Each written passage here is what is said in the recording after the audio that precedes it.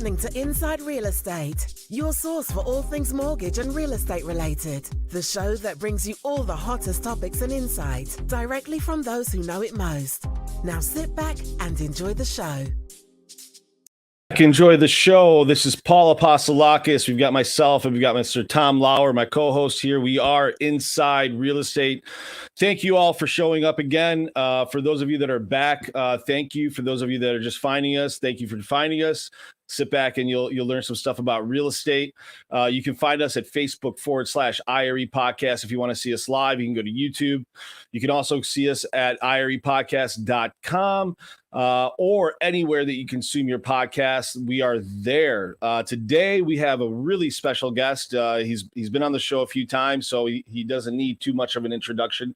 Mr. Mark Shaftner is on the show. Mr. Mark, how are you, sir? I'm doing great, guys. Happy to be back. Thank you so much for having me. I like the new studio. How about the new studio, huh? It's pretty great, right? Feels kind of like a weird thing that we. It's a little more chill, isn't it? It's very chill. Yeah, it's great though. I'm proud of you guys. I think that this podcast, especially here locally, has done some really great things, putting real estate agents in the spotlight, lenders as well, and providing a lot of great insight to real estate agents and consumers locally. So kudos to you guys. You've done a great job with it. I'm happy to be back. I appreciate it. I like to consider us the number one podcast, real estate podcast in Detroit.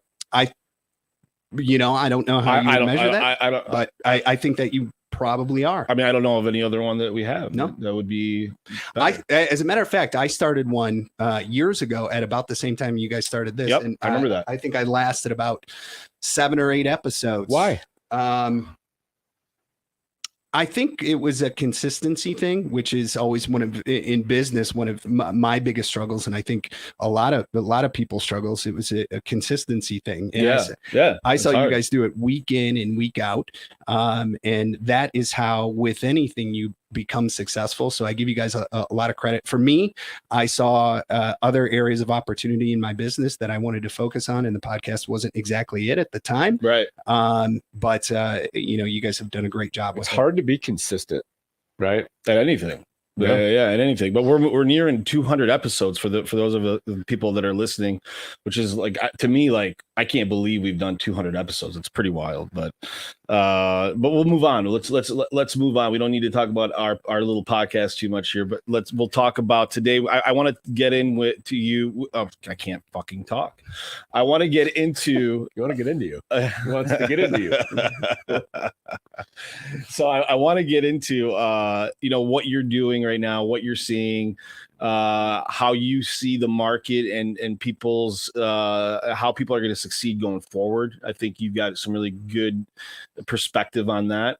And then I also want to talk about, you're really good at social. Talk a little bit about, what you're doing and how you view social holistically. And we'll see where the conversation goes. First and foremost, why don't you talk to us a little bit about what you're seeing in the marketplace right now and kind of what you're seeing if you're seeing any shifts anywhere. Yeah, so I think we're hearing a lot of the same narrative out there, is that inventory is low. It's tough to get a home and all of that. But I don't know if that is completely true. In May of 2022, our MLS had 160,000 new homes hit the market in May of 2022. And everybody's hearing we have this major inventory shortage. Do you know how many homes were listed in May of 2021? 161,000.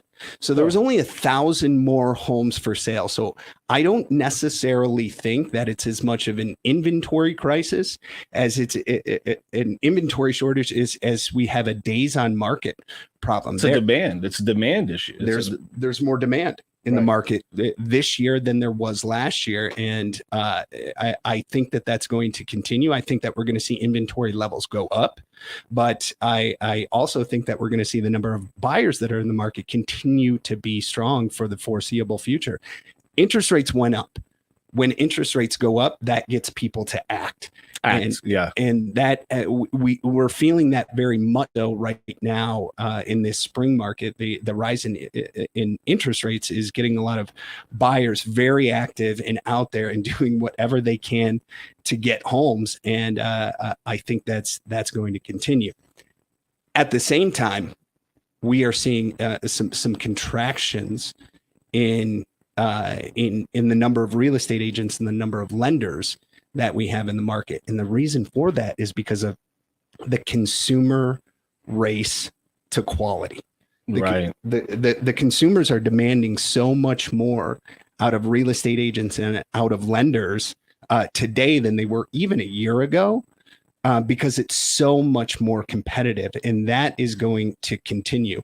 So what do you mean? What do you mean by that? The race to quality, like what quality? Like what? How is there something? How am I different than anybody else, or how is a consumer looking at their professionals in their harem of professionals that they're working with? How are they looking at it? Are you saying that they're looking for a higher level of expertise? That's exactly what I'm saying. So in 2010, there were 900,000 real estate agents in the United States. Last year, there were 1.6 million real estate agents. Wow. God. Yep, exactly. We call that bloat.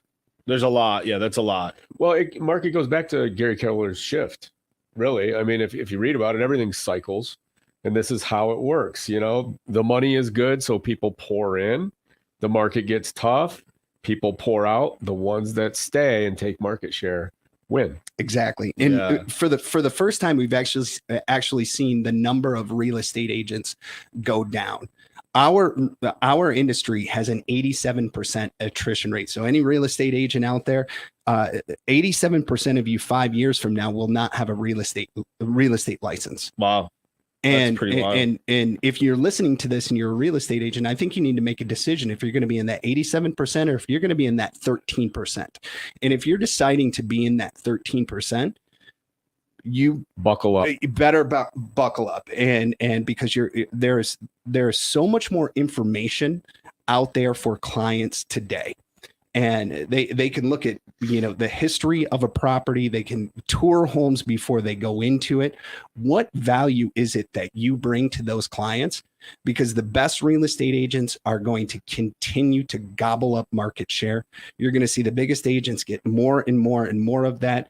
And the agents that over the past 10 years have essentially just been order takers, right. The lenders that have been order takers for, refinances, which are done. Gone.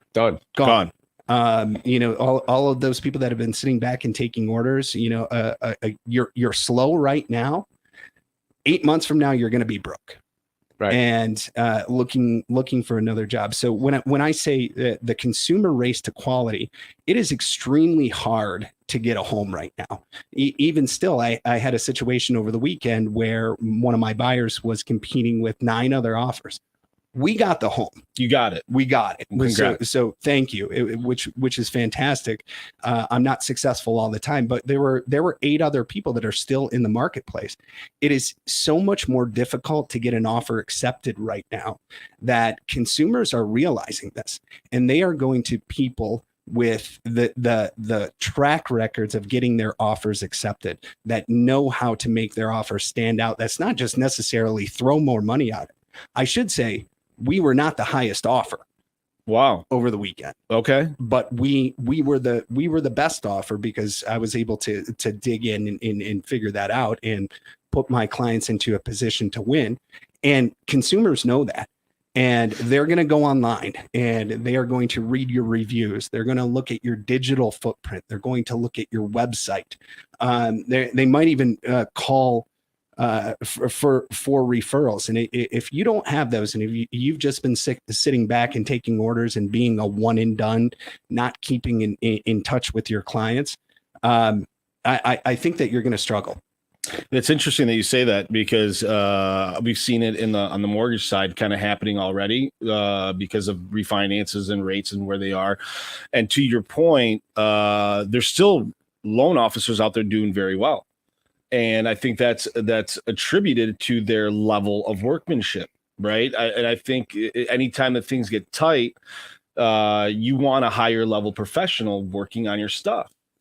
As a real estate agent, I think of the lenders that I use, the inspectors that I use, the title company that I use, the moving company that I use, the insurance people that I refer my clients to as members of my team.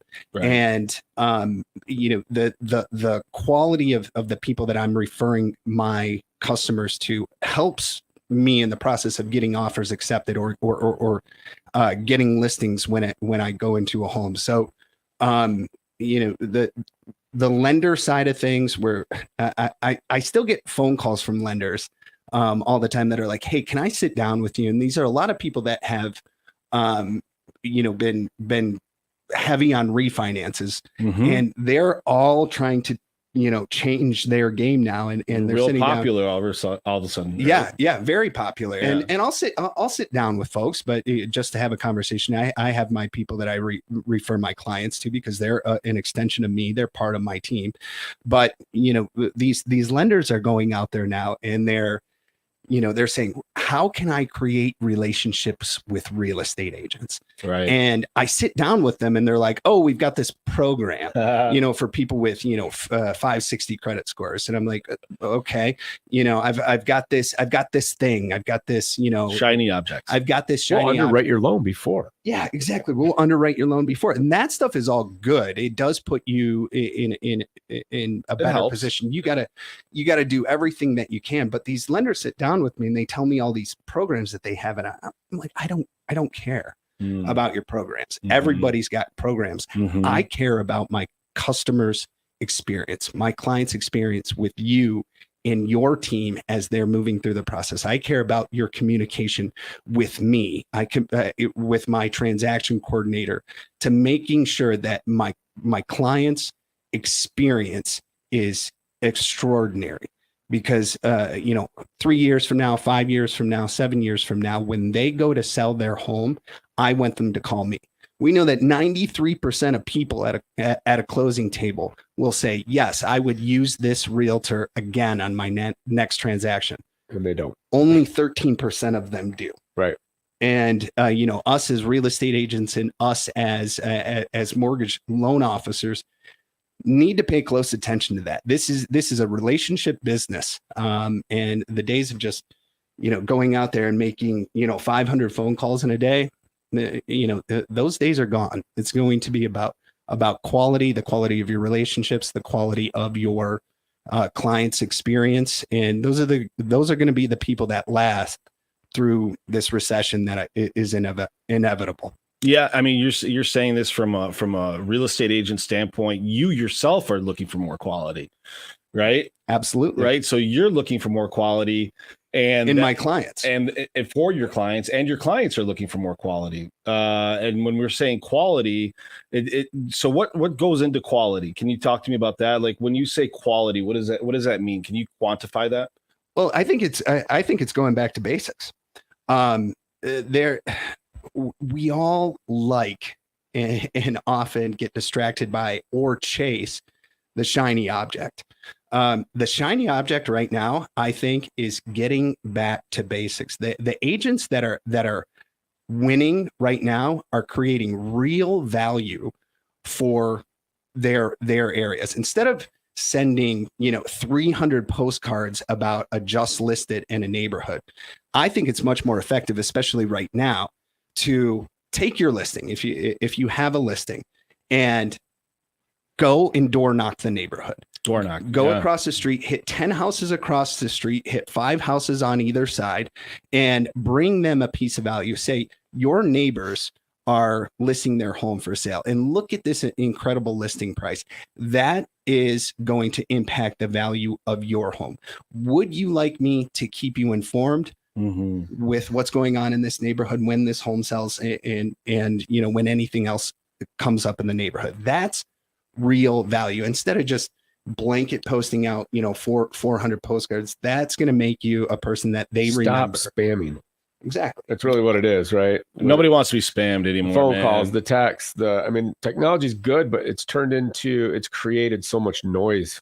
You know what I mean? Like, think about your inbox now versus your inbox 5 years ago. Oh, there's just so much more noise in there. And honestly, if you got someone set up on a drip, right? You got them in your CRM, you're on a drip, you're just annoying them now. Right. Yeah. I mean, yeah. If it's, well, listen, unless you're giving them value, right? Well, I think just like if you rely on just the monthly newsletter that Right. is produced by some third party company, I don't think that is going to work in the future. Right. I'm kind of doing this Jerry Maguire manifesto, fewer clients, higher quality. Who's coming with me? I've got my goldfish. That's the tune I'm singing right now. Is instead of spamming 300 people. I'd rather use the technology that is out there to figure out who is actually in a position to move that has been in their home for 7 years or longer. There's a lot of data out there. Sure. We're hearing all about this. A lot of people are scared about Zillow and they're buying .loop and all this big data grab. Guess what? The data's out there. Your phone number, your address, your email, it's out there. It's gone. They all have it. The agents that are going to use that to their advantage, tap into that technology and enhance themselves, enhance their knowledge, and create a higher quality experience for their clients. Those are the agents that are going to be winning 12, 20, 24, 60 months from now. It's wild. It's wild. And you would think that this would be the case no matter what, but in a really hot market, the quality does go down, right? People become transactional. They're not looking at the long-term effect. They're so busy. They're just like doing transactions, right? It's been easy. Yeah, it's been easy. So now that it's hard, you do have to level up. If you don't level up, you're going to be fucked. There's some core things that real estate agents should always have, and that's you're an advocate for your client, right? A true advocate for your client. Yep. And you have to be excellent at negotiating. Like you can't not be good at negotiating and call yourself a good realtor. It's just, for sure. But there's so many realtors out there that don't even negotiate. Right. And it's interesting. I think negotiating a real estate transaction, because we are the ones that do it. The real estate agent is relaying a message and negotiating on behalf of your client. So a client's like, I want X, I want to do this, I want to do that. And, I see often, because I'm cooperating with other agents, and the message being conveyed in a way that just isn't very solid negotiation. It's something that it's a skill that I continue to work on constantly, because I'm not there. I'm good at negotiating, but it is something that I want to get better and better and better at. And I think those anybody can throw master negotiator on their title, right? On their title. Right. But the question is that really true? And you might put that on your title, but a year from now, if you're not, and your reviews aren't great, and you're not actually winning and helping your clients win, it's false. So, well, you were better than the other 8 that you went against this weekend. That I was. Right. Yeah, that I was.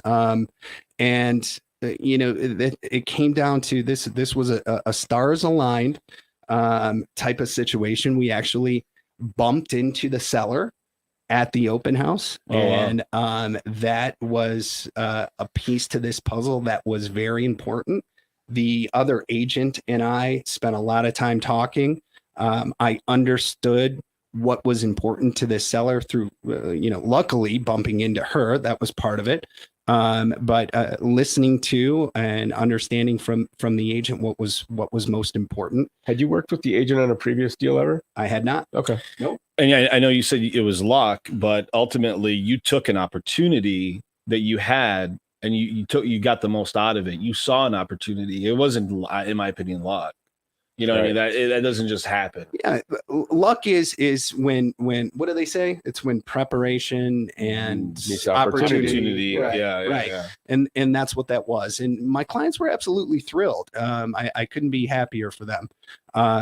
So it's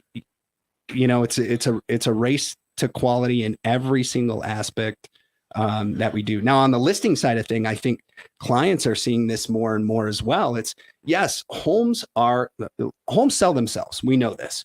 But the right listing agent can add a lot of value, especially in this hot market. And I believe that consumers are very much so recognizing that. And they are going to the agents who don't just take pictures, stick a sign in the yard and hope. They're looking at the agents who are doing the incredible professional photography. They're looking at agents that are using video on their home. They're looking at agents that have the virtual tours. That is an absolute must on even $150,000 home, all the way up to, a $15 million home. I believe that every home has to have a virtual tour on it. And agents aren't doing it. They're trying to save money. They're trying to put it in their pocket because it's a lot harder to sell homes right now. Yeah.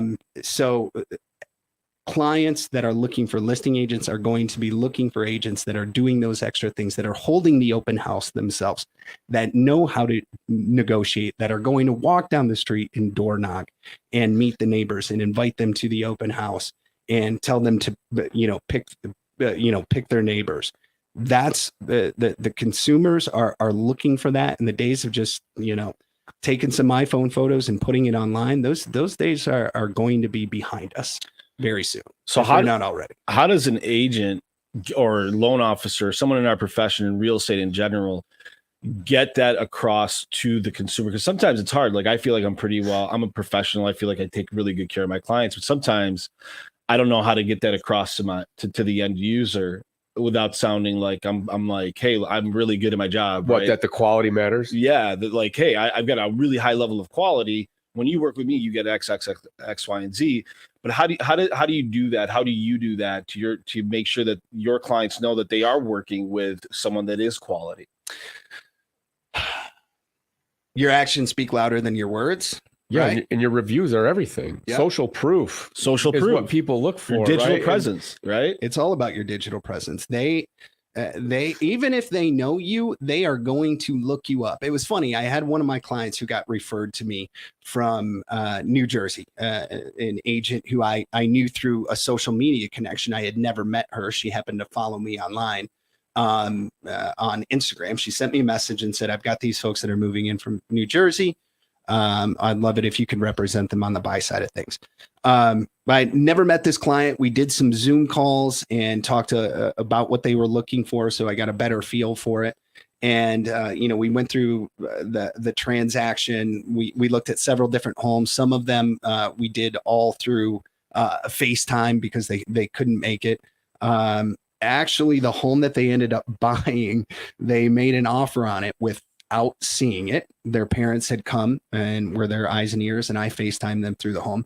But about 2/3 of the way through the transaction, the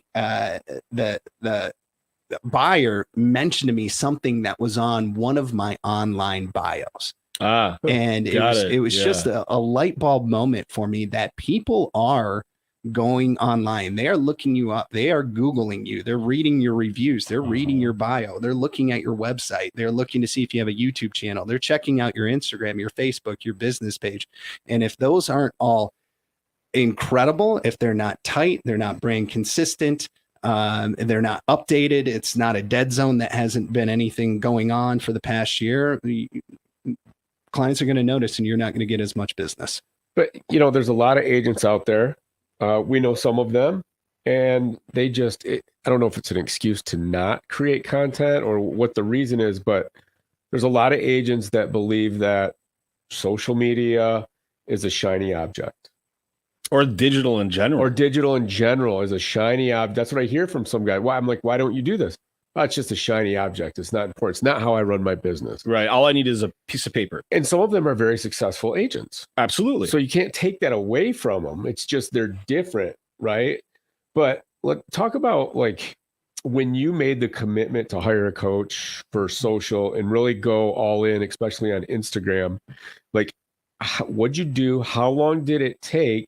And like, you just got that referral from another agent that followed you in New Jersey, gave you a $600,000 buy or whatever it was. Yeah, I've had this year so far, I've had 3 referrals from out-of-state agents who have either followed me on Instagram or TikTok. Okay. So my journey on social media in specifically, I would like to say video started back in 2016, because I thought that clients, there was a major shift that I was predicting or foreseeing, that video was going to be a big part of real estate, that the 25 pictures of the home weren't going to be enough. People wanted to know more about the home before walking into it. So I started shooting videos and, putting myself as an additional spotlight, making the house the spotlight, but also putting my face and my voice on it, because, I noticed back in 2016 that social media was a good way to get yourself in front of clients, potential clients that know you, those that do not, and for them to know, like, and trust you before they actually met you. So I started doing video of my listings. During the pandemic, during lockdown, I downloaded TikTok, and I literally got stuck in a TikTok hole. I was for easy to do. Hole, bro. It'll eat you up. For 3 hours. I was scrolling through TikTok, and I just was like, okay, what is this? What just happened to me there? And I was like, okay, these are 15 to 30. At the time, I believe they were only 15 seconds, 15-second videos. I'm like, all right, I got to get on this. I think this is a cutting edge, a bleeding edge type of thing. How can I real estate this? Right. And so I started, I actually found a coach that said, hey, I can show you how to take your niche and make short form video. So in May of 2020, I hired this coach, and we started working on how to make short form videos for clients. My big focus at that time was I wanted to be informative. You wanted to add value. I wanted to add value. Talk about the real estate transaction in a fun and entertaining way. I heard this term back then called infotainment. And so I started making, short form videos that were 15, and then Instagram upped it to 30 seconds. Now you can go up to 60 seconds on Instagram Reels. TikTok is now allowing videos that are up to 3 minutes long. Correct. Oh. They're going after the YouTube demographic as well now. Correct. They are. Yeah. So I just went all in with that, and I committed to making 1 to 2 reels per week. Reels, when I do my reels, I repurpose them. I put them also on TikTok. I additionally put them on YouTube as well. And I put, hashtag shorts in there, because then that'll show up in YouTube shorts. So I repurpose them and put them all over the place. And I can't tell you how tangibly but intangibly beneficial this has been for my business. I have so many people that are like, how much business do you get from that? And there's no way to tell exactly. I can't exactly say, my business increased by 40% or 30% because of that, but I can say I feel it. And I feel it by my clients. I'll give you an example. I had a client who, we were out shopping for homes in the Royal Oak in Ferndale area. And he said to me, that reel that you made that talked about how many rentals there are popping up and how millennials are the ones that are getting most screwed by the housing crisis, really stuck with me. And it made me think of you when I decided to call you to help me buy a home. I went back and looked at that. I had posted that reel 6 months earlier, and that still stood out in that client's mind. And, when it came time for them to buy a house, they thought Mark, and they decided to call me. So was that someone you had never met before? It was somebody that I knew. Okay. It was somebody that I knew, but this is also, doesn't matter how many agents does that person know, right? They know a ton. Yeah. He's a local business owner. He knows dozens of real estate agents. He could have called any of them, and he decided to call me. So I feel it. So often when I'm out and I see my past clients, I see other real estate agents, they say, I love your videos. Well, talk about that. How it impacts past clients.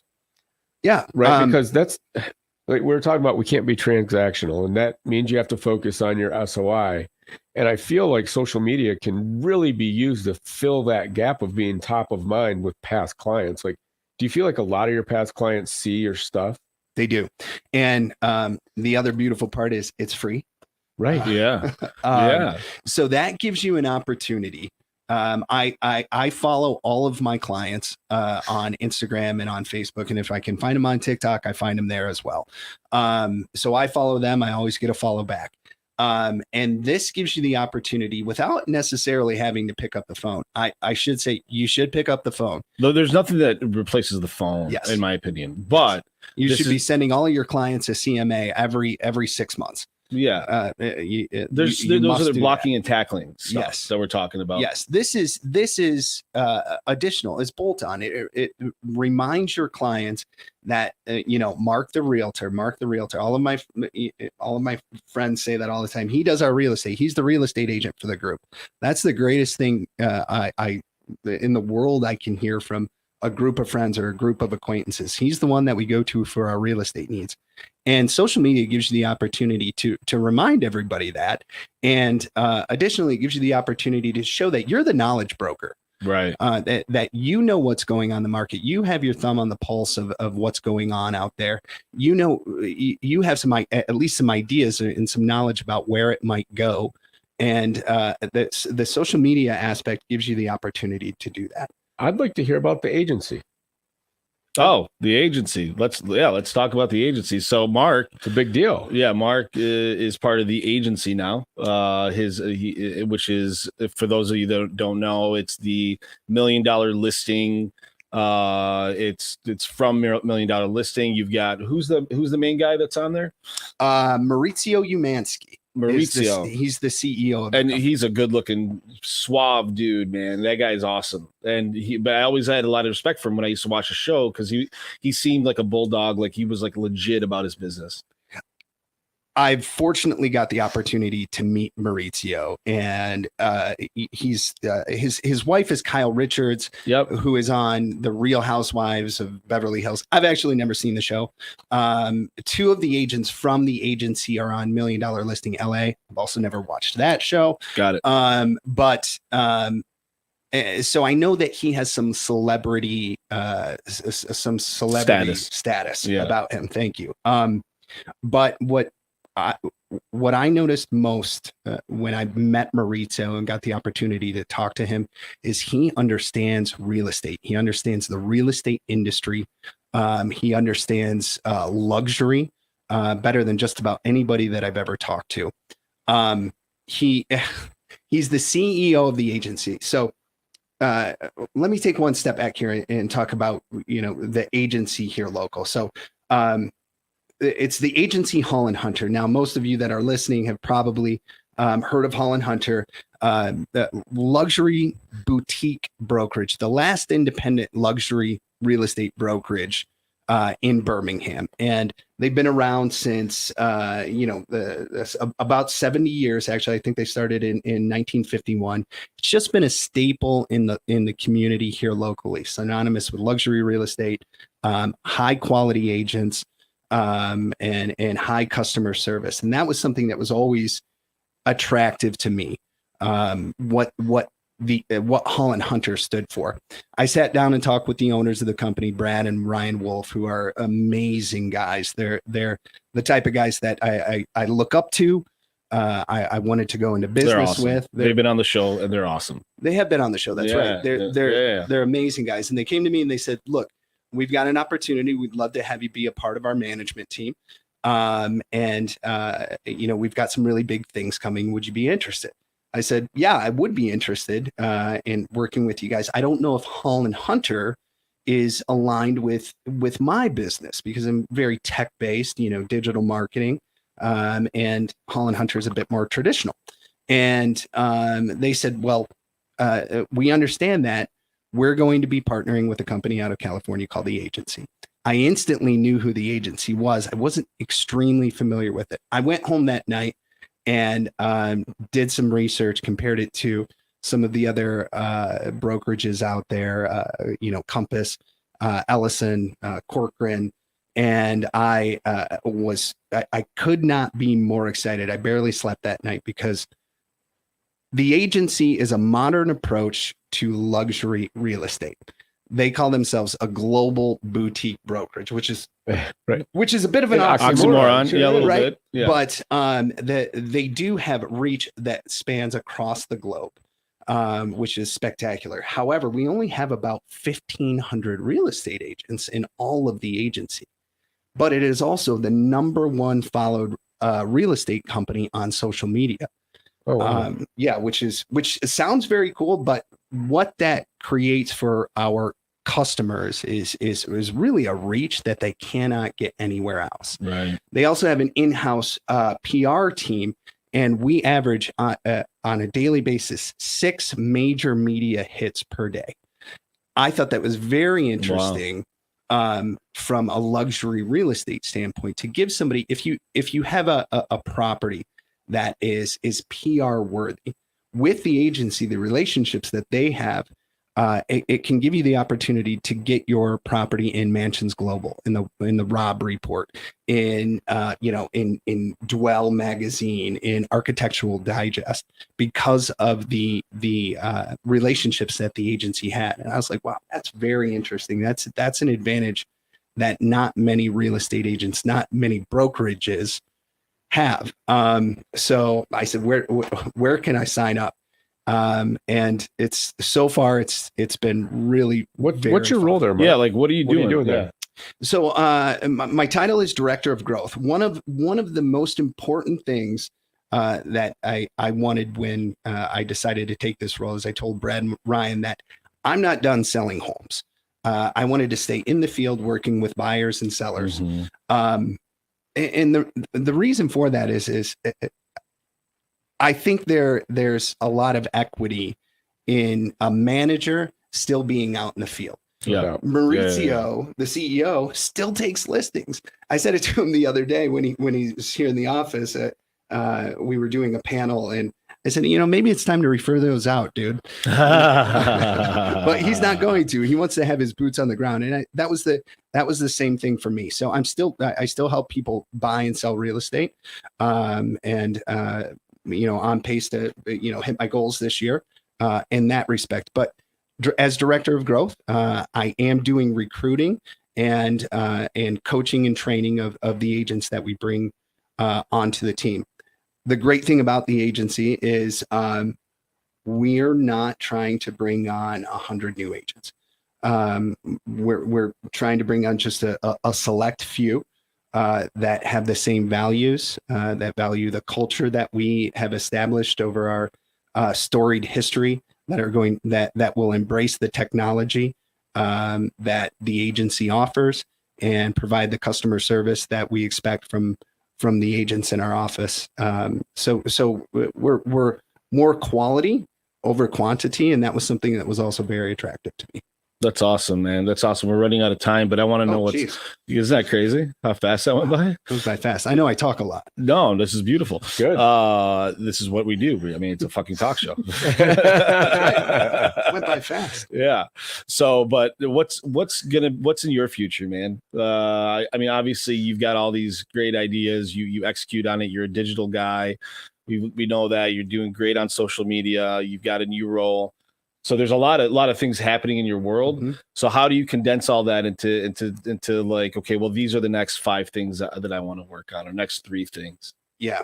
Gosh, that's a great question. I'll say hyper focus on being the best and most informed real estate agent in the market, and providing the highest quality, high touch customer experience that I can. That's on each individual client.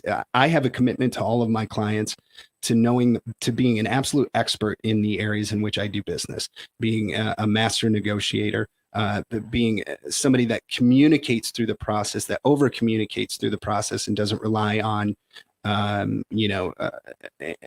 doesn't rely on an assistant or anything else. They're going to get me on the phone. So that's my commitment for my clients. From a marketing standpoint, I'm going to continue to do the short form videos.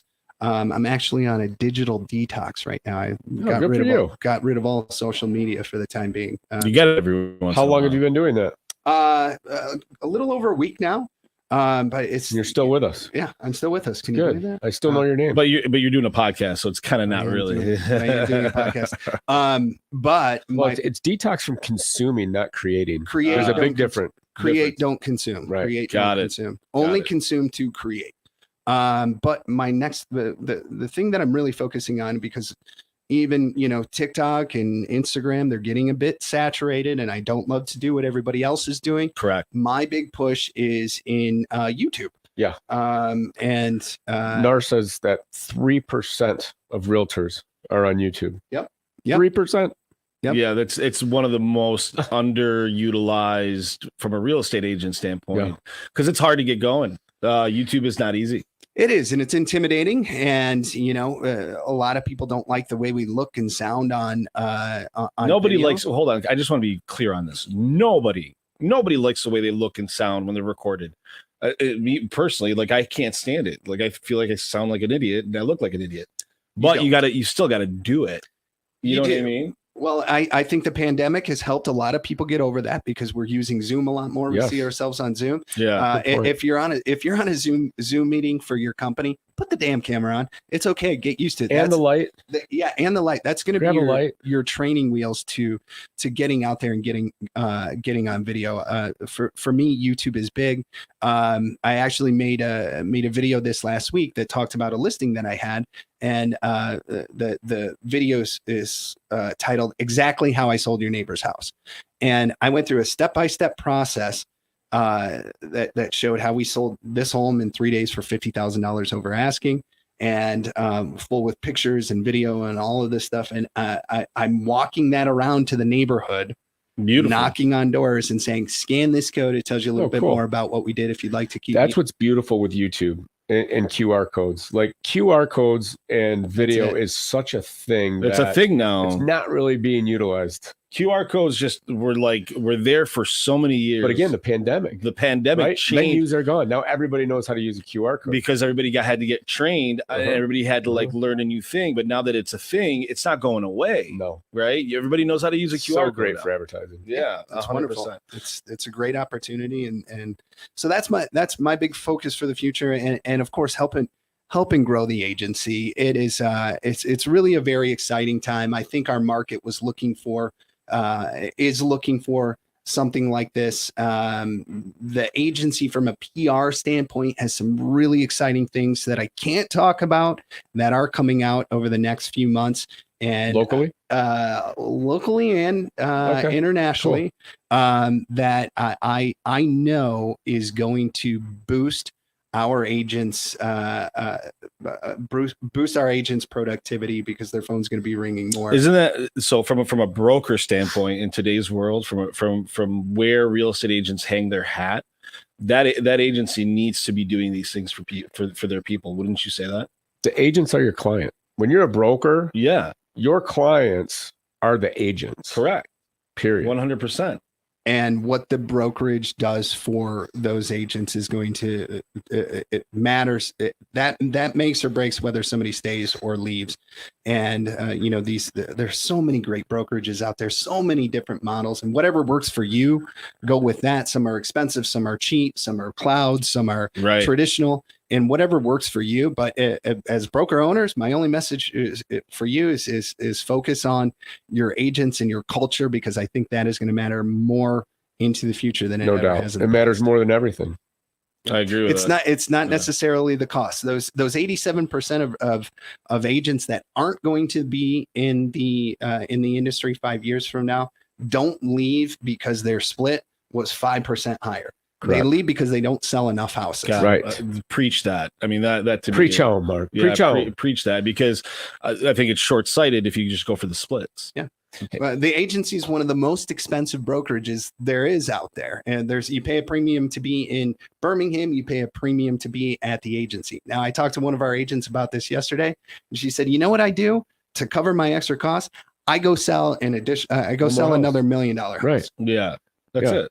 Hey, can we do one thing we don't always do? I don't know if Natalie's on board, but if Mark were to give his like Instagram and TikTok handle, could you put that up? Oh yeah, she'll do that. Yeah, let's do that. That'd be cool. Mark. Oh yeah, but we always do that at the end of the show. So, so let's just do 3 questions, and then we'll have you do that because I love 3 questions. 3 questions. Me Yeah, too. 3 random questions, and this is hard because Mark's been on the show a few times, so now I don't know what 3 questions I've asked him in the past. You know what animal I would be?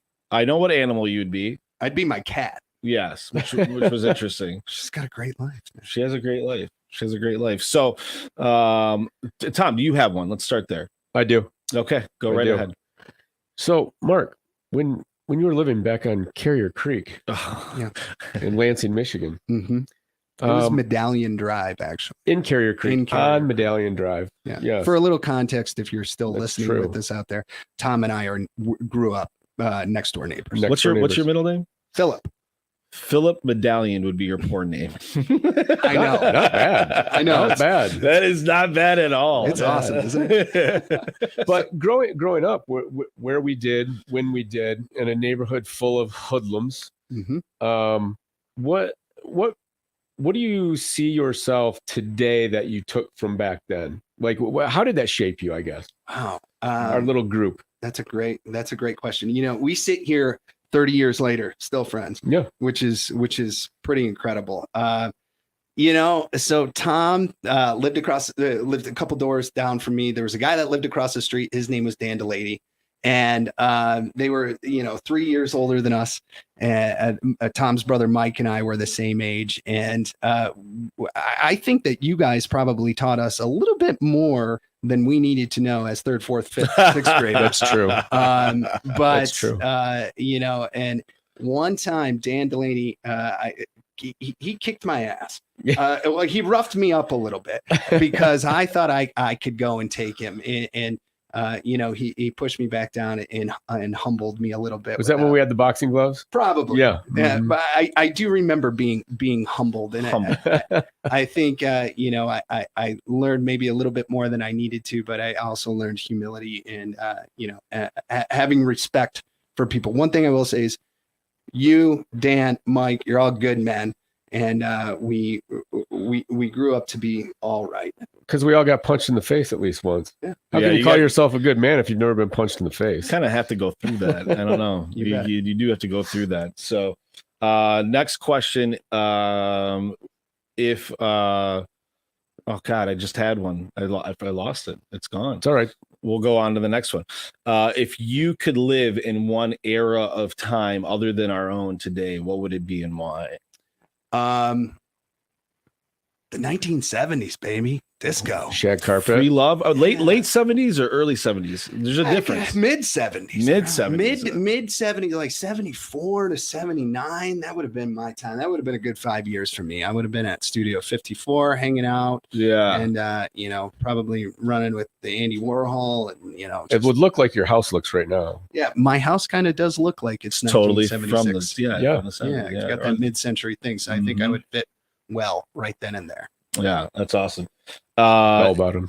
If you had to point Mustache. to like 2 or 3 people locally that are actually doing something digitally, who would you say is doing a good job right now? I say a couple names pop to mind instantly. There is a gentleman who I've only met one time, but I watch every single one of his YouTubes. His name's Paul Wolfert. Okay. Have you had him on the pod? No. Get him on. Let's get him on. This guy is awesome. He is crushing the YouTube game. I met him real briefly.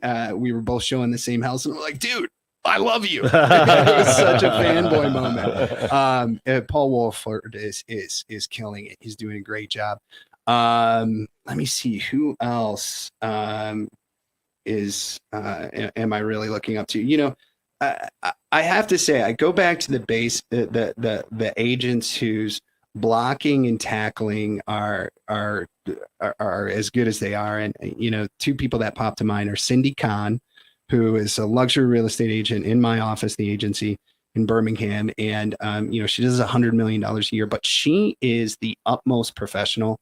and it's just such an amazing business, and I can't even tell you what it takes to get to that level. She does well on social. Yeah, and she does an amazing job. Her younger daughter, Emily, is doing an amazing job with all of their social media, because Cindy's a little bit older now, and that's not exactly her thing, but her daughter Emily is taking them into another level. I think of Chris Perro too. Gosh, I admire Perro does a good job. I admire that man's business, just the way he does it, so much so. And then I think digital. Oh gosh, Social House. Social House is doing a good job. Yeah, I love their stuff. Yeah, Eric Wright is smart dude. Mm-hmm. Yeah, really. I've had him on the podcast. He's awesome. Yeah, great guy. Yeah, really good dude. Really guy. He and I have never met in person. We just shoot each other messages every now and then. I'm like, dude, you're killing it. Yeah. Social House is doing a good job. So that's awesome. Well, I think the IRE should have a party and invite all past guests. You know what? We had a party. We had a party set up, and Matt was going to be there, and he was going to speak at it, and it was going to be a gala, and it was all going to be set up, and it was going to be really awesome. COVID came on and crushed that. Well, let's redo. All right, let's do it. It's a great idea. I think that's a great idea. Yeah, you can get some. Yeah, that's wonderful. All right. Well, sir, thank you for doing. How do we get a hold of you, Mark? Yeah, how do we get a hold of you, Mark? Social media, TikTok. Go to any of them. Go to Instagram. It's at Mark Shaftner. TikTok at Mark Shaftner. YouTube /Mark Shaftner. Facebook /Mark Shaftner. Well, that's markshaftner.com, really right? I like it. Yeah. So I love that you bought your name. I think in the future, people that don't own their names are just gonna need them. Paul's an asshole. Paul bought my name.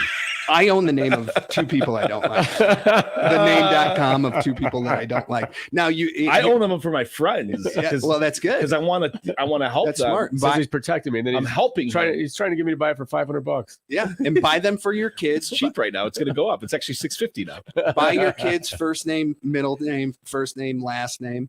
Absolutely. I own a bunch of URLs that. Yeah. So, well, dude, thank you so much for doing the show again. Thanks, guys. Yeah. Obviously, we will have you back and talk more about stuff. Look forward to it. We'll see him at the party. Yeah, he'll be at the party for sure. I'll be at the party for sure. Thanks, guys. Always fun. Thanks for having me. Yeah, absolutely. So we'll do our little outro here. For those of you that have stuck around until now, thank you for listening. Please go to irepodcast.com if you want to leave a note. Facebook /IRE podcast if you want to see us live. Otherwise, have a wonderful day. And we are nearing 200 episodes. Tune in next week. We will be back. Bye.